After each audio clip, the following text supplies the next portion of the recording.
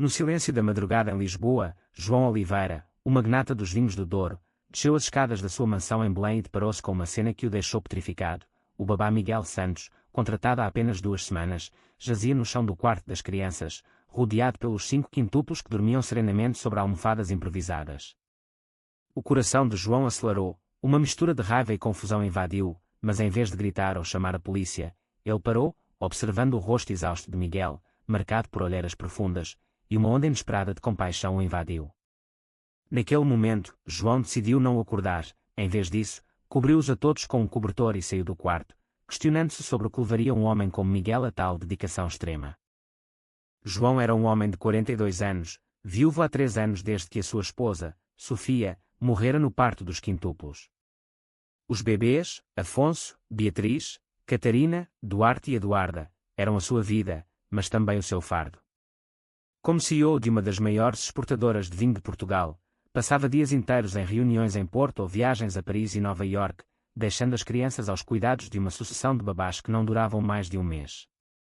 Miguel fora o último recurso, recomendado por uma agência especializada em cuidadores masculinos, algo raro em Portugal, onde as tradições ainda ditavam que o cuidado infantil era domínio feminino. Miguel, de 28 anos, era formado em pedagogia pela Universidade de Coimbra e tinha uma reputação impecável, mas João notara desde o primeiro dia o seu ar reservado, como se carregasse um segredo. Na manhã seguinte, João confrontou Miguel na cozinha, enquanto este preparava o pequeno almoço para as crianças. "O que raio estavas a fazer no chão com os meus filhos?" perguntou João, a voz baixa mas firme, os olhos azuis penetrantes fixos no jovem. Miguel corou, baixando o olhar para o chão de azulejos antigos. "Senhor Oliveira, eles choravam muito ontem à noite. Tentei acalmá-los na cama, mas só pararam quando me deitei com eles no chão. Não queria acordá-lo." João franziu a testa, mas algo na sinceridade de Miguel o desarmou. Em vez de o despedir, como faria com qualquer outro, ofereceu-lhe um aumento e pediu que explicasse mais sobre a sua abordagem. Foi aí que Miguel revelou, hesitantemente, que crescera numa família numerosa em Faro, no Algarve, onde aprendera a lidar com crianças turbulentas através de métodos não convencionais. Os dias seguintes foram uma revelação para João. Miguel não era apenas eficiente, era intuitivo.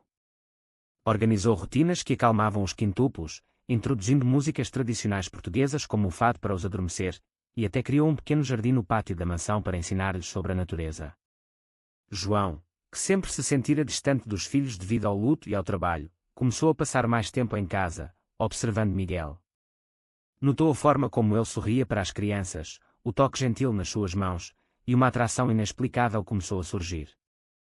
João abanou a cabeça, atribuindo ao cansaço. Ele era heterossexual, casara-se com Sofia por amor, e a sociedade lisboeta via-o como o viúvo perfeito, pressionado pela família para recasar com uma mulher de boa linhagem. Mas o conflito interno de João crescia. Numa noite chuvosa, após uma reunião estressante com investidores espanhóis, regressou a casa e encontrou Miguel a ler um livro no salão. "Não devias estar a descansar?" perguntou João, sentando-se ao seu lado. A conversa fluiu naturalmente, de vinhos para literatura, e Miguel confessou que era gay, algo que mantinha discreto por medo de preconceitos.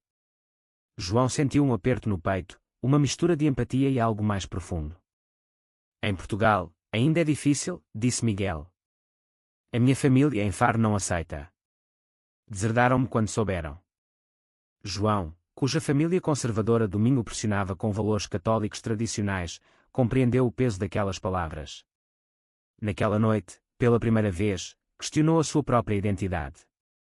Enquanto isso, os quintuplos floresciam sob os cuidados de Miguel. Afonso, o mais agitado, aprendera a andar com o encorajamento paciente de Miguel, e Beatriz sorria sempre que o via. Mas nem tudo era perfeito. A mãe de João, Dona Isabel, visitou a mansão e franziu o nariz ao ver um homem a cuidar das crianças. "João, isto não é natural. Precisas de uma mulher, não de um rapaz." As palavras dela ecoaram na mente de João, plantando sementes de dúvida. Ele começou a vigiar Miguel mais de perto, não por desconfiança, mas por uma atração que o aterrorizava. Uma tarde, ao ver Miguel a brincar com as crianças no jardim da Praça do Império, sentiu um ciúme irracional quando um vizinho elogiou Miguel. "Ele é ótimo com crianças", disse o vizinho. João assentiu, mas interiormente debatia-se: seria possível sentir algo por um homem? A tensão aumentava. Numa festa de gala no Casino Estoril, João levou Miguel como acompanhante familiar para ajudar com as crianças, que ficariam num hotel próximo. Lá, entre champanhe e conversas de negócios, João viu Miguel interagir com convidados, o seu charme natural brilhando. Um investidor gay aproximou-se de Miguel, flertando abertamente, e João sentiu uma raiva inexplicável. Mais tarde, no quarto do hotel, confrontou-o: o que foi aquilo? Miguel riu-se, confuso. Nada, senhor. Só conversa. Mas João, impulsionado pelo álcool, aproximou-se demais, os rostos quase se tocando. Não faças isso de novo, murmurou, antes de se afastar abruptamente, deixando Miguel atordoado. A partir daí, a dinâmica mudou. João evitava Miguel durante o dia, mas à noite, as conversas prolongavam-se. Miguel partilhava histórias da sua juventude, de como descobrir a sua sexualidade numa sociedade que ainda lutava com a aceitação pós-revolução dos escravos. João, por sua vez, confessava o vazio deixado por Sofia e a pressão da família para manter as aparências. Eles querem que eu case com a filha de um parceiro de negócios, disse João uma noite. Miguel ouvia, os olhos castanhos cheios de compreensão. Mas o conflito interno de João fervia: amar um homem significaria trair a memória de Sofia, alienar a família e enfrentar o escrutínio social em Portugal, onde o casamento gay era legal, mas os preconceitos persistiam. Numa viagem de negócios a Porto, João deixou Miguel sozinho com as crianças por 3 dias. Ao regressar, encontrou a casa impecável e as crianças felizes, mas Miguel parecia abatido. Aconteceu algo? Perguntou João. Miguel hesitou, depois revelou uma chamada da sua ex-família, que o ameaçava se não se endireitasse. João, num impulso, abraçou-o, um gesto que durou demais, carregado de tensão não dita. Naquele momento, João soube que os seus sentimentos eram reais, mas o medo paralisava-o. O que faria a seguir? Confrontar a família ou reprimir tudo? Os dias seguintes àquele abraço foram um turbilhão para João. Ele mergulhava no trabalho, passando horas no escritório com vista para o Tejo, tentando ignorar o calor que sentira ao tocar em Miguel. Mas as imagens voltavam, o cheiro subtil de Miguel, a forma como os seus ombros relaxaram no abraço. Isto não pode ser, murmurava para si mesmo, recordando as missas dominicais na sede de Lisboa, onde a sua família o educara nos valores tradicionais. Dona Isabel ligava diariamente, insistindo em arranjar um encontro com Margarida, a filha de um produtor de vinhos rival. Precisas de estabilidade, João. Pelas crianças, dizia ela.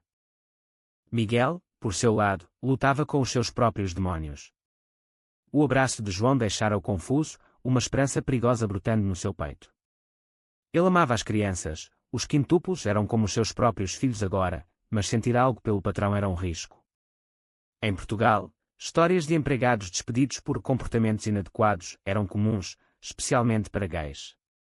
Numa tarde no Parque Eduardo VII, enquanto empurrava o carrinho quíntuplo, Miguel encontrou um antigo amigo de Coimbra, Tiago, que o questionou sobre a vida. Trabalhas para o Oliveira? Cuidado, ele é daqueles conservadores. Miguel defendeu João, mas interiormente questionava-se se o abraço fora um erro. A tensão culminou numa discussão. João regressou cedo de uma reunião e encontrou Miguel a falar ao telefone com alguém, rindo. Ciúme irracional tomou conta dele. Com quem falavas? Perguntou, a voz cortante. Miguel, surpreso, respondeu, com um amigo. Porque queres saber? João explodiu, porque és o babá dos meus filhos. Não podes ter distrações. Miguel enfrentou-o, os olhos flamejantes. Distrações. Como o teu abraço ou outra noite. O silêncio caiu como uma bomba. João corou, virando-se. Foi um erro. Não se repetirá. Mas o erro repetiu-se, de formas subtis. Toques acidentais na cozinha, olhares prolongados durante o jantar. As crianças sentiam a tensão, Duarte chorava mais, como se pressentisse o conflito. Dona Isabel visitou novamente, trazendo Margarida. Conhece a minha mãe, disse João a Miguel, apresentando-o como o babá. Margarida, uma mulher elegante de 35 anos, sorriu para Miguel, mas os seus olhos avaliavam-no. Durante o almoço no jardim, ela conversou com João sobre o futuro, enquanto Miguel cuidava das crianças ao longe. João sentia-se sufocado, a pressão familiar pesando como as muralhas do castelo de São Jorge. Nessa noite, após a partida das visitas, Miguel confrontou João no estudo. "Vais casar com ela?" perguntou, a voz trêmula. João hesitou, depois admitiu: "A família quer." "É o que se espera." Miguel aproximou-se, o coração acelerado. "E o que queres tu?" João olhou para ele, os olhos cheios de conflito. Num momento de fraqueza, beijou, um beijo breve, mas elétrico, que os deixou ambos ofegantes. "Isto é errado", disse João, afastando-se. Miguel, magoado, saiu do quarto, lágrimas nos olhos. O aftermath foi devastador. João evitou Miguel por dias, mergulhando em viagens de negócios. Miguel cuidava das crianças com dedicação redobrada, mas o seu coração estava partido. Numa chamada para Tiago, desabafou: "Amo-o, mas ele tem medo." Tiago aconselhou: "Sai daí antes que te destruas." Mas Miguel ficou, pelos quintuplos. Quando João regressou de uma viagem a Madeira, encontrou Miguel exausto, dormindo novamente no chão com as crianças. Desta vez, João sentou-se ao lado, tocando-lhe o ombro. "Desculpa", murmurou. A reconciliação foi lenta. Conversas noturnas revelaram mais. João confessou que questionava a sua sexualidade desde a juventude, reprimida pela educação rígida. Em Portugal dos anos 80, não se falava disso, disse. Miguel partilhou as suas próprias lutas, o bullying na escola em Faro, a rejeição familiar. Eles aproximaram-se, mas o segredo pesava. Dona Isabel começou a suspeitar, notando a ausência de progresso com Margarida. "O que se passa com aquele babá? Ele fica demais em casa", comentou numa chamada. O conflito social emergiu quando um tabloide lisboeta publicou uma foto de João e Miguel no Parque das Nações, com as crianças. O título: "Magnata do vinho e o seu babá misterioso." Rumores espalharam-se, alcançando a família de João. O pai, um antigo militar, ligou furioso: "Estás a manchar o nome da família. Despedo." João defendeu Miguel, mas interiormente debatia-se. Confrontou Miguel: "Isto pode destruir tudo." Miguel, ferido, ofereceu-se para sair. "Não quero ser o teu fardo." Mas João recusou, escolhendo pela primeira vez confrontar a família. Numa reunião familiar no Minho, anunciou: "Miguel é mais do que um babá. É parte da família." O choque foi palpável. Dona Isabel chorou, acusando-o de traição à memória de Sofia. "As crianças precisam de uma mãe", gritou. João defendeu-se: "Elas precisam de amor, não de tradições." A discussão escalou, com o pai ameaçando cortar laços financeiros. De volta a Lisboa, João e Miguel enfrentaram as consequências. Os negócios sofreram, alguns investidores conservadores retiraram-se. Miguel recebeu ameaças anônimas, ecos dos preconceitos sociais. Mas o amor crescia, fortalecido pela adversidade. Numa noite no mirador da Senhora do Monte, João pediu a Miguel para ficar. "Enfrentamos isto juntos", disse. Miguel assentiu, mas o medo persistia. A decisão de João de confrontar a família marcou um ponto de viragem, mas as ondas de choque propagaram-se como as marés do Atlântico contra as falésias de Cascais. Os negócios da vinícola sofreram o abalo inicial, contratos com distribuidores católicos tradicionais foram cancelados, citando valores incompatíveis. João passou noites em claro no seu escritório, analisando relatórios financeiros, enquanto Miguel lidava com as crianças, que agora sentiam a ausência do pai. "Papá está triste?", perguntou Catarina, os olhos inocentes fixos em Miguel. Ele sorriu, escondendo a sua própria angústia: "Ele está a lutar por nós." Miguel enfrentava os seus próprios desafios. Antigos amigos de Faro contactaram-no, misturando apoio com advertências. "Em Portugal, o progresso é lento", disse um. "Cuidado com a backlash." E a backlash veio. Numa ida ao supermercado em Alfama, Miguel ouviu sussurros: "Aquele é o babá do Oliveira. Dizem que é, tu sabes." As crianças, alheias, riam, mas Miguel sentia o peso da sociedade portuguesa, onde a legalização do casamento gay em 2010 não erradicara os preconceitos enraizados na herança católica. João, determinado, procurou aliados. Contactou associações LGBT em Lisboa, como a ILGA Portugal, buscando conselho. Numa reunião discreta num café no Chiado, um ativista disse: "A tua visibilidade pode ajudar outros, mas o custo é alto." João assentiu, pensando nas crianças.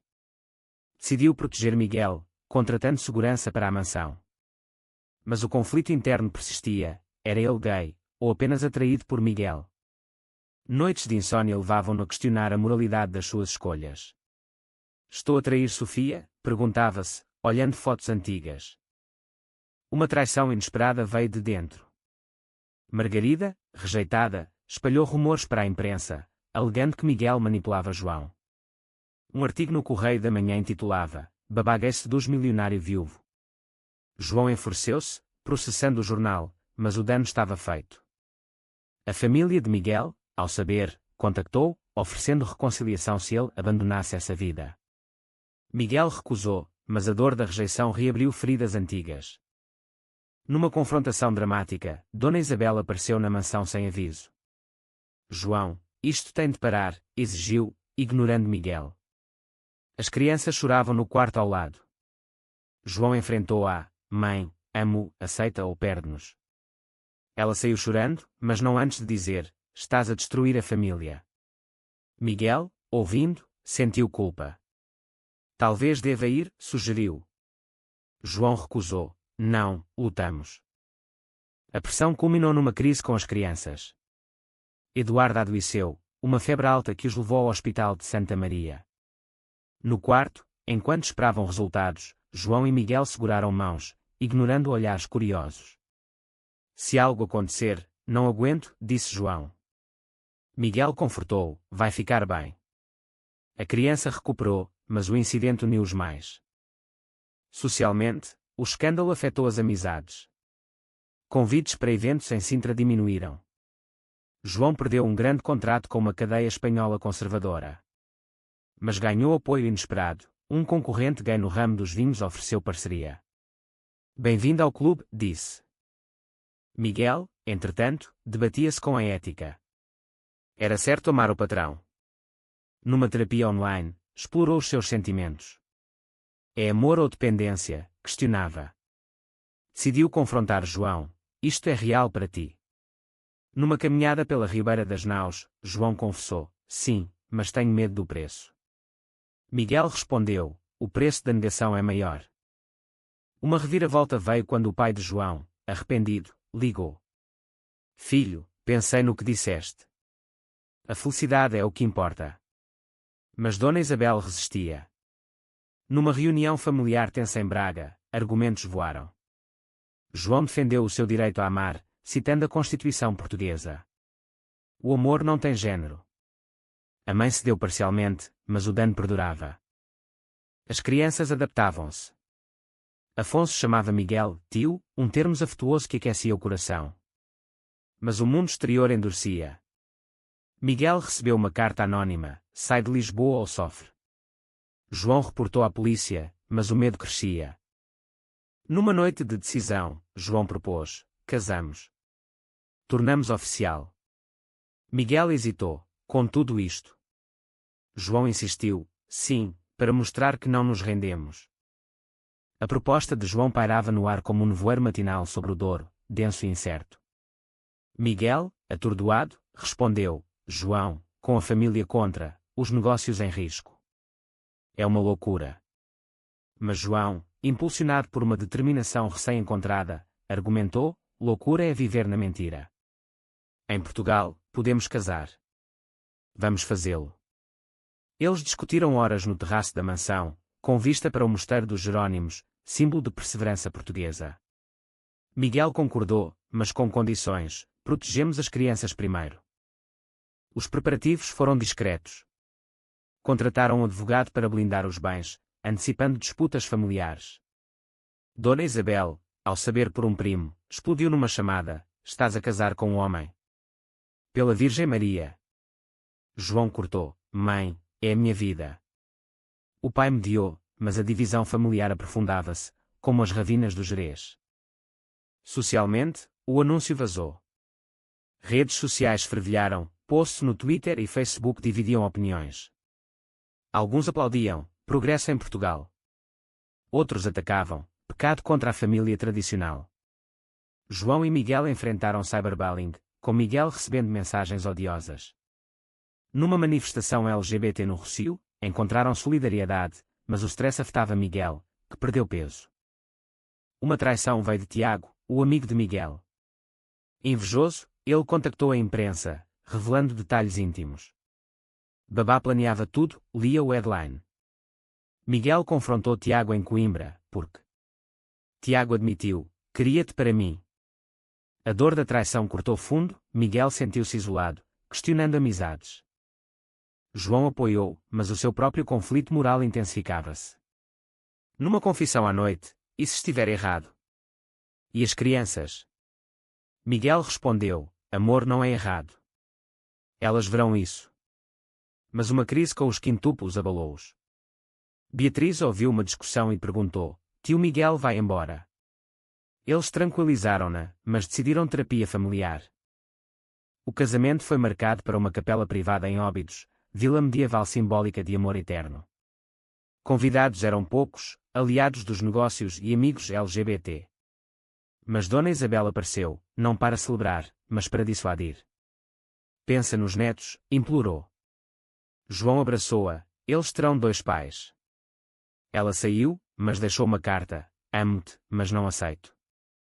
No dia do casamento, tensão pairava. Miguel, no fato, tremia. João, confiante exteriormente, duvidava interiormente. Trocaram votos, na saúde e na doença, contra o mundo. Mas um protesto do lado de fora, conservadores com cartazes, interrompeu. Polícia interveio, mas o momento foi manchado. Pós-casamento, a lua de mel em Açores foi um refúgio. Nadaram em piscinas vulcânicas, falando de futuro. Mas ao regressar, realidade bateu, um processo da família de João por custódia das crianças, alegando ambiente instável. O tribunal em Lisboa marcou audiência. João enfureceu-se, eles não vão ganhar. Miguel sentiu culpa, isto é por minha causa. João negou, é por nós. Prepararam defesa, com testemunhas de associações LGBT. Mas o stress levou a uma discussão, devíamos ter esperado, disse Miguel.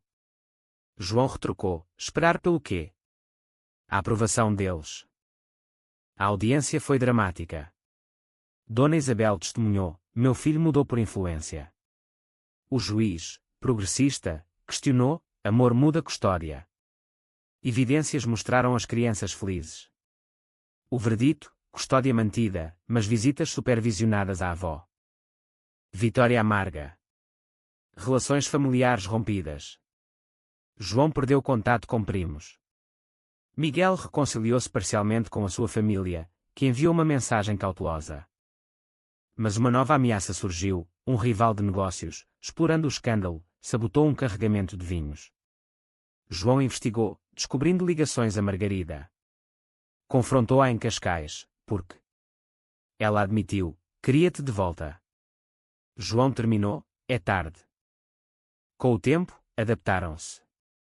As crianças cresceram, chamando Miguel pai. Sociedade evoluiu, mais apoio veio. Após a vitória no tribunal, João e Miguel respiraram aliviados, mas as cicatrizes permaneciam. Os quintuplos, agora com 4 anos, floresciam. Afonso sonhava em ser enólogo como o pai, Beatriz dançava fado improvisado. Mas ecos do conflito ressoavam. Dona Isabel visitava esporadicamente, olhares frios para Miguel. Avó, por que não gostas do pai Miguel? Perguntou Duarte. Ela sorria forçado, é complicado, querido. João expandiu os negócios, lançando uma linha de vinhos arco-íris, apoiando causas LGBT. Vendas subiram entre jovens progressistas, compensando perdas. Mas o preço pessoal era alto, João sofria de ansiedade, questionando escolhas.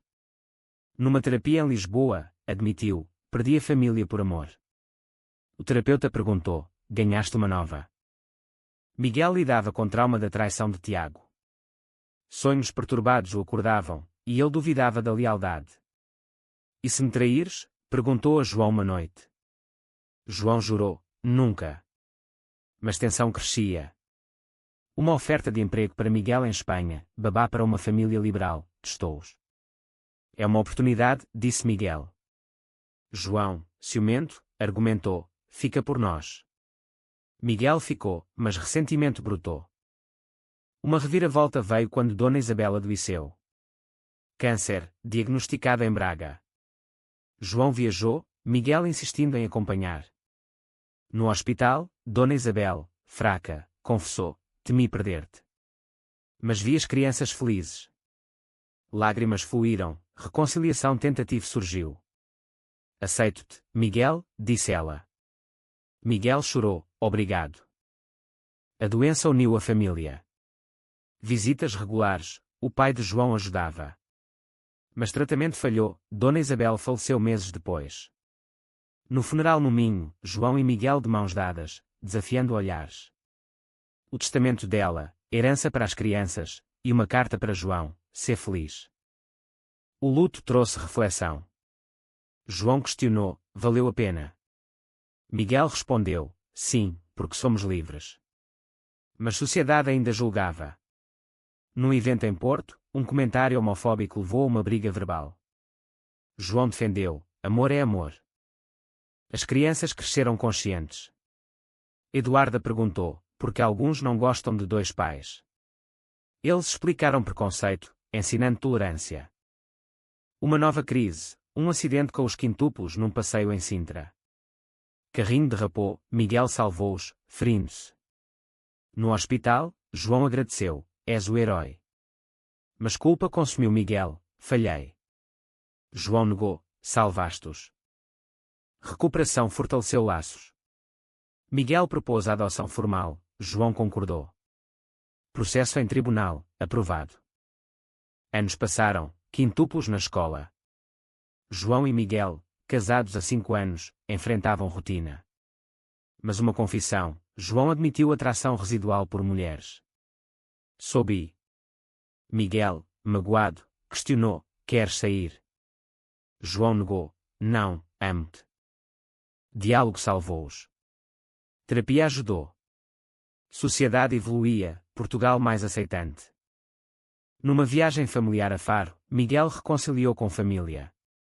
Pais idosos aceitaram, erramos. Felicidade, mas reflexiva. João escreveu memórias, partilhando lições. Com o passar dos anos, a vida de João e Miguel estabilizou, mas as lições das batalhas passadas moldavam cada decisão. Os quintuplos, agora com 8 anos, eram crianças vibrantes, frequentando uma escola progressista em Lisboa onde a diversidade era celebrada. Afonso liderava o clube de xadrez, Beatriz brilhava no balé, Catarina pintava murais inspirados no azulejo português, Duarte explorava ciência, e Eduarda escrevia histórias sobre famílias não tradicionais.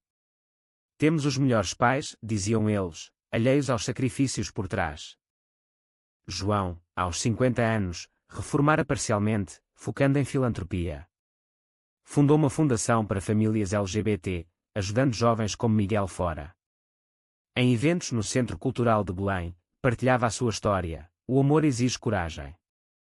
Miguel, professor convidado na Universidade Nova de Lisboa, ensinava pedagogia inclusiva, enfatizando empatia. Mas memórias de conflitos persistiam. No aniversário de casamento em Évora, João refletiu, pagamos caro. Miguel concordou, mas ganhamos liberdade. A família de João, reduzida mas unida, visitava, o pai, viúvo, aceitava Miguel como filho. Socialmente, Portugal mudara, leis mais protetoras, orgulho em Lisboa maior. Mas preconceitos isolados surgiam. Num debate televisivo na RTP, João defendeu, famílias vêm em todas as formas. Críticas online seguiam, mas ignoravam.